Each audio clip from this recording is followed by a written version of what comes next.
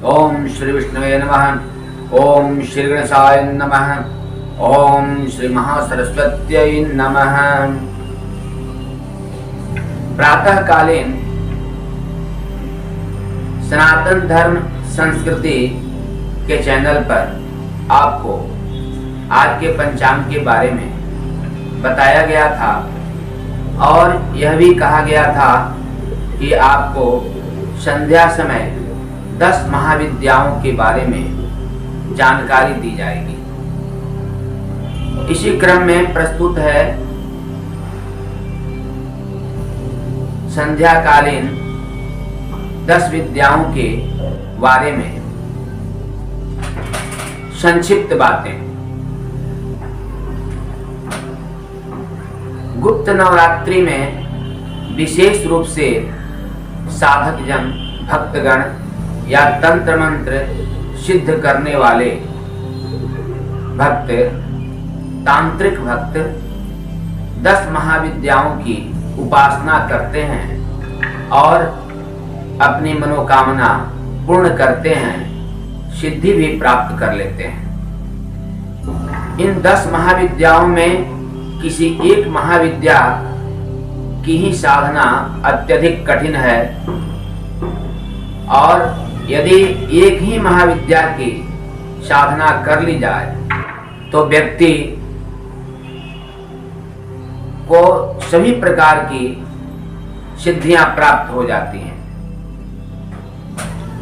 विशेष रूप से गुप्त नवरात्रि में 10 महाविद्याओं की साधना ही की जाती है, इसीलिए इसका नाम गुप्त नवरात्रि है। गुप्त नवरात्रि में साधक जन इन 10 महाविद्याओं में से किसी एक महाविद्या की साधना गुप्त रूप से किसी गुप्त स्थान पर जाकर ही करते हैं ताकि वे इस शोरगुल से अलग रहें। विशेषकर पहाड़ों में, वनों में इन 10 महाविद्याओं की साधना की जाती है। तांत्रिक जन के लिए गुप्त नवरात्रि बहुत ही महत्वपूर्ण है। यह तंत्र साधना के लिए विशेष रूप से प्रयोग किया जाता है, लेकिन ऐसा नहीं है कि सात्विक जन साधना करके और फल नहीं प्राप्त कर सकते हैं। सात्विक जन इनकी साधना करें तो कम ही समय में अत्यधिक फल प्राप्त कर सकते हैं। इन 10 महाविद्याओं के नाम क्रमशः इस प्रकार हैं। पहली महाविद्या का नाम है काली, दूसरी महाविद्या का नाम है तारा, तीसरी महाविद्या है छिन्नमस्तिका, चौथी है षोडशी, पांचवी को हम भुवनेश्वरी कहते हैं, छठी त्रिपुर भैरवी, 7वीं धूमावती, 8वीं बंगलामुखी, 9वीं मातंगी, 10वीं कमला है।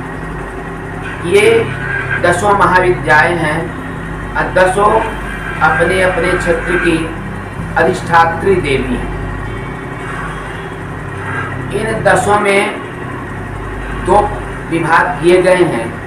एक श्री कुल की देवियां हैं और दूसरे काली कुल की देवियां हैं। काली कुल की देवियों की साधना विशेष रूप से विशेष शक्तियां प्राप्त करने के लिए की जाती हैं और तंत्र मंत्र साधक जन काली कुल की देवियों की साधना विशेष रूप से करते हैं। श्री कुल की देवियों की साधना आम जन भी अपने इच्छित फल प्राप्त करने के लिए करते हैं। इनमें से किसी भी महाविद्या की साधना कर आप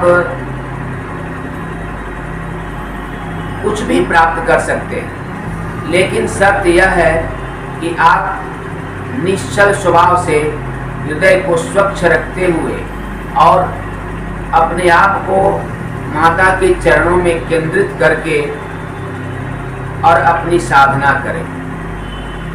माता प्रेम के वशीभूत होकर और साधक जन की तपस्या को देखकर प्रसन्न हो जाती हैं और उन्हें मनोवांछित फल प्रदान करती हैं। रामचरितमानस में कहा भी गया है, हरि व्यापक सर्वत्र समाना, प्रेम ते प्रकट हो ही मैं जाना। शक्ति एक ही है, चाहे उसे हम जिस रूप में माने। माता सभी देवताओं देवियों की अधिष्ठात्री देवी हैं।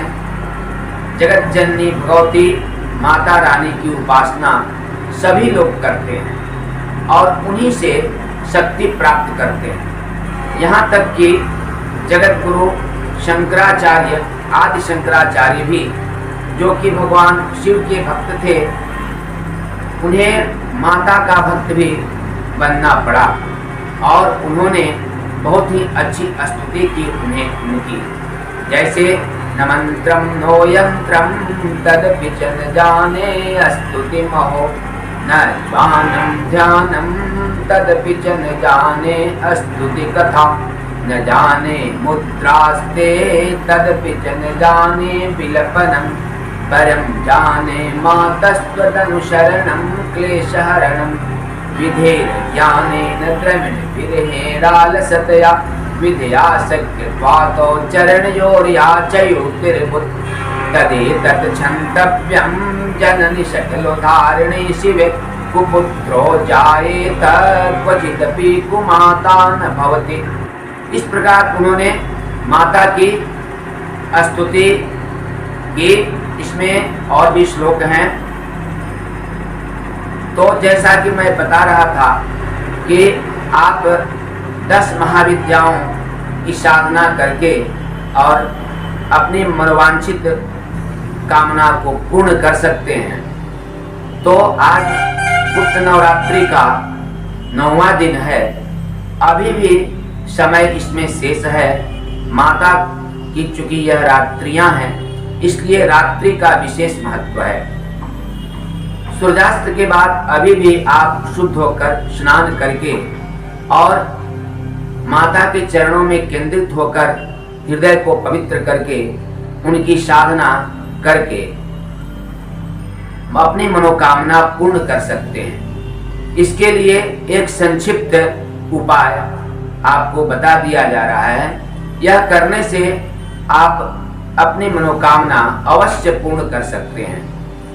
संध्या समय सूर्यास्त के बाद स्नान करके और यदि माता के 108 बार नाम को जप लिया जाए या उनकी 108 बार माता के नाम को बोलकर पाठ कर दिया जाए और उन्हें 108 अड़हुल का फूल क्रमशः चढ़ा दिया जाए, तो आपकी सारी इच्छाएं पूर्ण हो सकती है।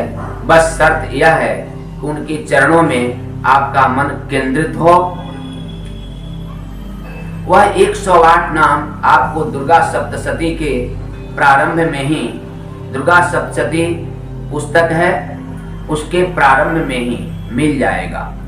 मार्कंडेय पुराण से दुर्गा सप्तशती की पुस्तक की रचना हुई है।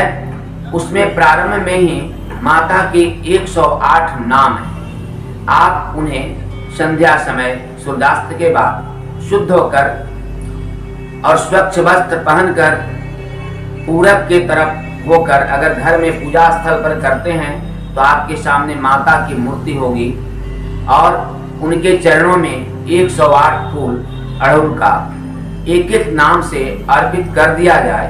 अंत में आरती कर प्रसाद भोग लगाकर, विशेषकर अनार का फल भोग लगाकर और सब में बांट दिया जाए, और तो इससे आपकी मनोकामना अवश्य पूर्ण हो जाएंगी।